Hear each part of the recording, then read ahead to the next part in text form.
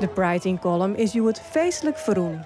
Er kwamen zo'n 300 mensen al op de optocht die het organiseren water door radiostuurder 3FM en omroep Human. We doen het omdat we graag ook willen laten zien dat het ook in een dorp heel leuk kan zijn als je net buiten de hetero-categorie valt en dus homo bent of lesbisch of transgender. Dat is in het dorp net zo leuk als in de stad en dat vieren we vandaag eigenlijk. Zeker in dorpen, want je merkt dat het kennisniveau over LHBTI+-personen in steden wat hoger is dan in dorpen. Terwijl in dorpen, wij leven ook in dorpen. Wij zijn gewoon dorpelingen ook. Wij zijn niet anders dan andere mensen. Maar ik denk juist dat zo'n Pride kan bijdragen aan een stukje begrip en een stukje kennis over elkaar. Dat je weet wie je buren nou eigenlijk zijn en wat hun beweegt. Dus daarom vind ik het zo belangrijk dat dit hier is. Ek Dwarfsbelang vindt het wichtig dat de Pride plak vindt in Harrendwarp.